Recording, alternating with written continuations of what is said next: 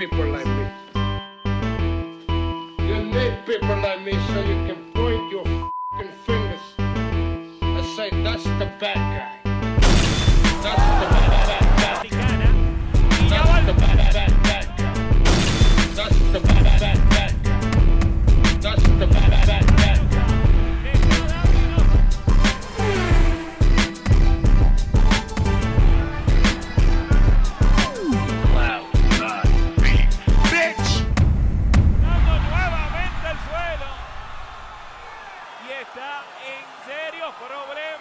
De la noche, Stephanie Piñeiro. That's the bad guy. That's the bad guy. That's the bad guy. That's the bad guy.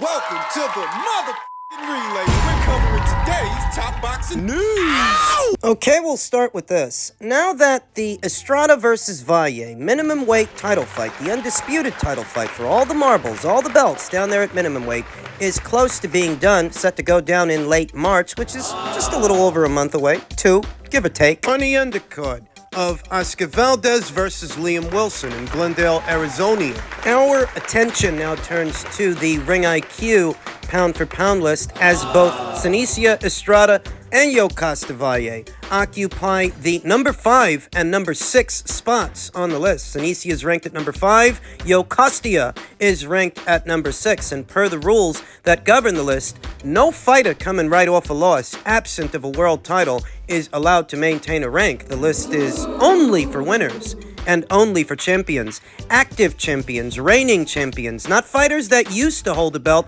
but don't have one now. We're not rating you for the fighter that you were, we're rating you for the fighter that you are. Wait? It's really just me, but those are the rules nonetheless.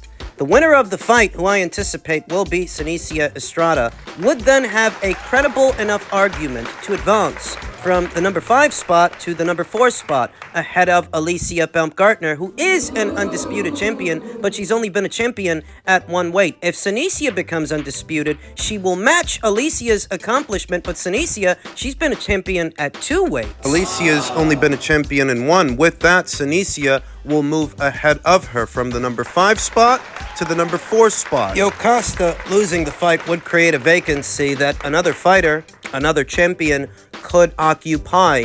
And there are several good shouts out there right now for another fighter to occupy a spot on this list. One fighter is Denmark's own 2-division current reigning unified champion Dina Thorsland, who was a champion at 122 pounds, then subsequently moved down to 118, where she currently holds both the WBC and WBO titles. Her last fight was opposite the Ring Mexico's own Yuli Hangaluna, then WBC champion, who Dina, for the most part, bullied and dominated from one end of the ring to the other. Dina is a good choice for a pound-for-pound entrant. Another fighter, another champion, unified champion, is Argentinia's own Evelyn Bermudez, a 2-time light flyweight champion and a current reigning unified champion here today. Germany's own 2-division champion Tina Ruprecht also comes to mind. Tina used to hold the WBC title at minimum weight. She subsequently moved down in weight to atom weight,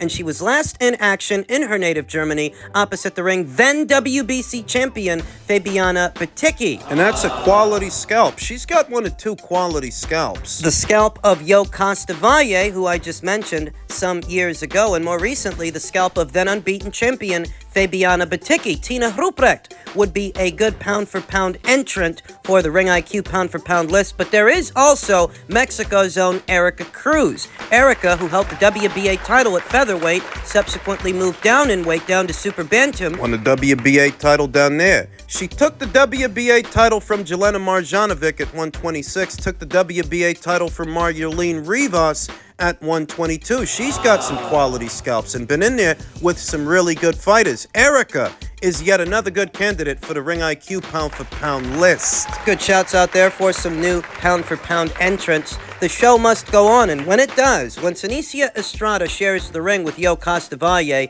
in late March, I anticipate that Senicia is going to move ahead, and at least momentarily, Yokasta will be ejected from the list. So those are some names to remember for when that happens. Evelyn Bermudez, Dina Thorsland, Tina Ruprecht, and of course, Erica Cruz.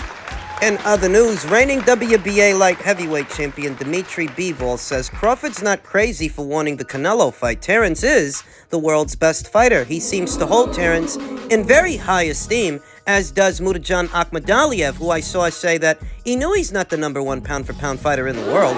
Crawford is the number one pound-for-pound fighter in the world, and I myself... I hold Terence in high esteem, and I like Dmitry Bivol. I don't think the proposal that he move up to fight Canelo, I don't think it's that far-fetched. When I stepped into a boxing gym, the first rule was to respect weight classes, but I don't know what Crawford is going to eat, Bivol told BoxingScene.com in an interview. He's the best fighter. Everything that he's planning shouldn't look like it's crazy. If he's thinking about it, if he's talking about it, it means it's possible. Reminds me of Sugar Ray Leonard when he moved up to fight Marvin Hagler. Somewhat different circumstances and not as big a jump in weight as Crawford's jump up there to 168. It's not as big a jump, but it reminds me of it because, you know, Sugar, he hadn't fought in roughly 2-3 years going into the marvelous Marvin Hagler fight. And Hagler, he was the number one middleweight at the time. Canelo is the number one super middleweight. At this time, he's undisputed champion there. Ring Magazine, Lineal, you name it. But you know what he isn't? What? He isn't the biggest super middleweight. He isn't the biggest guy. In a very general sense, in the median frame for a super middleweight here today, Canelo's actually quite small on the more modest side of the spectrum. Thus, even though Crawford would be jumping up significant amount of weight, roughly 2 to 3 divisions, he's not going up there to fight a guy who towers over him, a guy who's so much taller and so much longer. No, Canelo Alvarez has a modest frame for a super middleweight today. What's this guy? 5'7", 5'8"? We can see that he's a stockier fighter than Terence Crawford, a sturdier fighter with more weight in the trunk, but he's not a taller, longer fighter. He is a stronger fighter. But it doesn't seem outside the realm of possibility to me, given Terence Crawford's height and length and his frame and his methodology, his way of fighting a fight, that he could work around Canelo Alvarez's power, fight him long range, give him different looks out of different stances, fighting on the balls of his feet, very agile, very mobile, more so than Canelo Alvarez. He can use those characteristics to his advantage because Canelo's a bit more flat-footed. It's a trade-off. Canelo draws his power from the ground up as a result at the expense of mobility. Whereas fighting on the balls of your feet as opposed to sitting on your punches, you don't land with the same authority. But this is Terence Crawford we're talking about. This is no ordinary welterweight. This is not an ordinary fighter, no ordinary matchup. This is two of the world's best, two of the best in the sport. It doesn't seem as crazy an idea to me as it might seem to some others. I could see Canelo knocking Terence out, but I could also see Terence outpointing him, outmaneuvering him, out-hustling him en route to a points decision because Terence takes care of himself in between fights, and he's a very strong guy for a welterweight. I understand that he'd be moving up something like 2 or 3 weight classes, but he's not moving up 2 or 3 weight classes for a guy 6'1" or 6'2". Talking about a guy who's 5'8" and is somewhat flat-footed. Given Terence's ability to pot shot from the outside while on the move, it just doesn't seem as crazy a fight to me as it might seem to some others, though ultimately... Does it happen? We don't know if it's going to happen. We don't. Terence expressed an interest in doing it, but it takes 2 to tango, and Canelo's name may be attached to either a Jaime Munguia fight or a Charlo fight. I'd much rather see this fight than a Charlo fight. This fight is a fight that captures the imagination. It makes you wonder what would happen if they fought. I mean, hey, if nothing else, Dmitry Bivol doesn't think it's far-fetched. Dmitry Bivol, who has a tough assignment of his own, saying Artur Beterbiev is the hardest test of my career. He's stronger than Canelo, and he has good technique, too. Artur really looked the part with Callum Smith not that long ago. Real demolition job he did on that guy. Yeah, to be honest, I believe that it's the hardest test, Bivol told host Jamie Ward during an episode released on Sunday, Matchroom's YouTube channel. Why? Why? Because he's stronger. Because I know he's physically stronger than Canelo, and he has good technique, too. Many people talk about his power, but they forget about his technique because his power is too much better than his technique. But he still has good technique. Enough to dismantle Dmitry. Hard to say because... The Yard fight. After the Anthony Yard fight, you saw some people saying that time is catching up to Artur. He's starting to look his age. He got hit a lot in that fight, and he may have lost a step. That's what they said after the Anthony Yarde fight. But here and now, after the Callum Smith fight, which was a much more dominant performance, you know, people are saying he's going to knock out Dimitri. Ultimately, styles make fights, and neither Anthony Yarde or Callum Smith are carbon copies for Dimitri Bivol. They ain't got as many tools as this guy's got, and they're not as defensively sound as this guy is. And while Dimitri is not as hard a puncher as Artur, Floyd Mayweather wasn't as hard a puncher as Manny Pacquiao, and he beat him. Devin Haney wasn't as hard a puncher as Regis Prograis, and he beat him. So could the same apply to Dimitri and Artur? First of all, he's strong, Bivol said. Very strong. He's like a stone, you know. His punches very hard, and his body is hard. And then he believes in himself a lot, and he has experience, a lot of experience. If you see on his record, yeah, it's not too much fights for a pro, but he has a lot of experience as an amateur, and it helps him. And what else? He uses his body shots with the right hand. It's a good body shot, and he's strong. This is one of the important things. Sounds like he's been doing his homework. Like he's been studying this guy.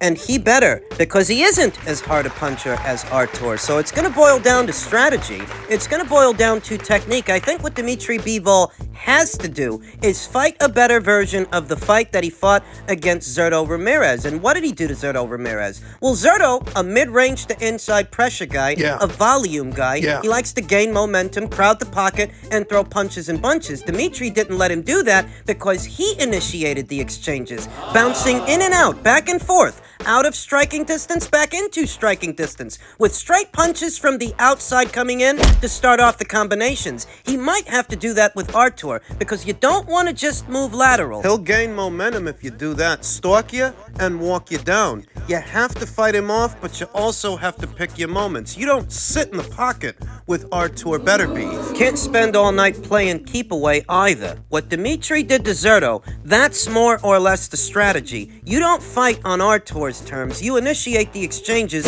so you can fight on your own, bouncing in and out on the balls of your feet, straight punches from the outside coming in, because you're still faster than this guy and you're still fresher than this guy, even if you're not stronger. You use what you got. Your speed, your reflexes, and your legs. You've got to use your legs. You don't stand in one spot. You do not make yourself a stationary target against Artur Beterbiev. That's suicide. And I think Dimitri knows that. We all know that. There's nobody in that division that can stand up to Artur's punch, to Artur's power. The saving grace for Dimitri is he's not trying to. He's not trying to stand up to his power and absorb it. He has to work around it. And he has the ingredients. He has the mobility, the speed. Defense. Because he does get hit a lot less than a Callum Smith or a Joe Smith, an Anthony Yarde or a Marcus Brown. He does get hit a lot less than those guys. He may not be available for the same punches that they were. It's a fascinating fight for all the right reasons. A 50-50 fight, and it's not 50-50 because they're flawed. It's 50-50 because they're both so good. Hall of Fame inductee Timothy Bradley says that Dimitri has to fight the perfect fight in order to beat Artur Beterbiev. Behind Artur's last performance, I feel so inclined to agree. I thought Smith would have success early on, but I knew it was all downhill after rounds 4, 5, and 6, Bradley told Fight News during a recent interview. Beterbiev is a slow starter. He likes to warm up to the action. He slowly breaks you down, and every blow that he throws is heavy shots. I knew Smith wouldn't be able to deal with that. Callum Smith, a statuesque fighter, a strong fighter, but a fighter with a penchant for letting opponents get in far too close, closer than they should. At that proximity, Callum Smith's naked in the dark. He ain't got no inside game. That's why Canelo Alvarez flustered him, and John Ryder. Thus, a fighter with that propensity, opposite the ring a strong puncher like Artur Beterbiev, well, it's all bad. All bad. Callum Smith ain't Dimitri Bivol, though. He's not as light on his feet. Doesn't move around as much. I think Dimitri Bivol handles pressure a bit better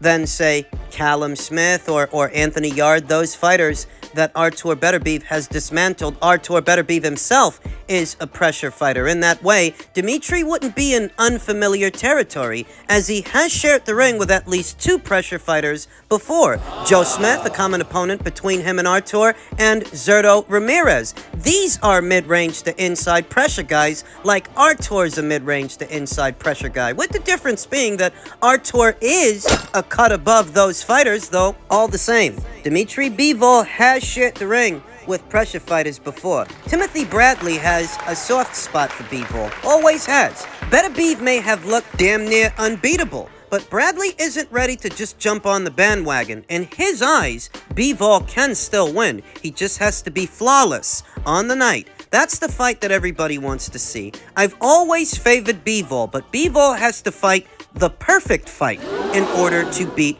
Beterbiev. I can understand why so many people are going with Artur to win the fight when you look at him in action and see his strength. He's literally stopped everyone they've put in front of him. Just like Dimitri said, he's a very powerful guy. A powerful guy with great technique, but great technique is sometimes hard to interpret to the casual observer. What they can interpret is strength, is power. And he's got plenty of that. Fight fans so often becoming enamored with power and knockouts, knockout merchants like Artur Beterbiev. It's not hard to see why some people have him knocking out Dimitri Bivol, but need I remind you, Manny Pacquiao was a stronger puncher than Floyd, but Floyd beat him. Regis Prograis was more of a knockout merchant than Devin Haney, but Devin beat him. Tyson Fury was not viewed as a knockout merchant, a big puncher in the Wilder fight. Wilder was the one who was viewed as the big puncher, but who beat who? My point is, things can look one way today and another tomorrow,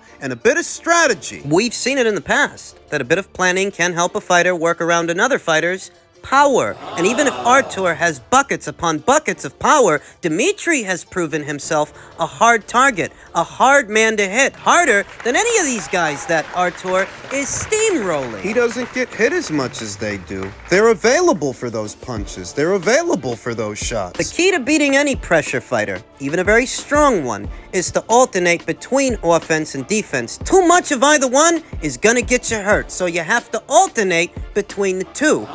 Dimitri's got to work that is he's got to stay on the balls of his feet, bouncing in and out of range, straight punches from the outside coming in, using his timing and speed to beat Artur to the punch, initiate the exchanges, then get the hell out of there, because you don't want to punch with him. Get off a 2-punch combination and exit the pocket before he can counter. Because you don't want to be there when he does. Like what Dimitri did to Zurdo. It's easier said than done. I know. All things are. But that's still the assignment, and that's the guy he's got in front of him. The way has been cleared to make this fight a reality after Ramadan, which Artur Beterbiev, a practicing Muslim, will be observing. After that, it's time to get this show on the road. I always knew that this fight would take a long time to make, and because of that, I figured Artur might lose a step along the way. I can't say that he has, which makes this an even closer fight than I originally anticipated. And you know what? What? That's not a bad thing. Close fights, fights that could be close. Those are the best ones.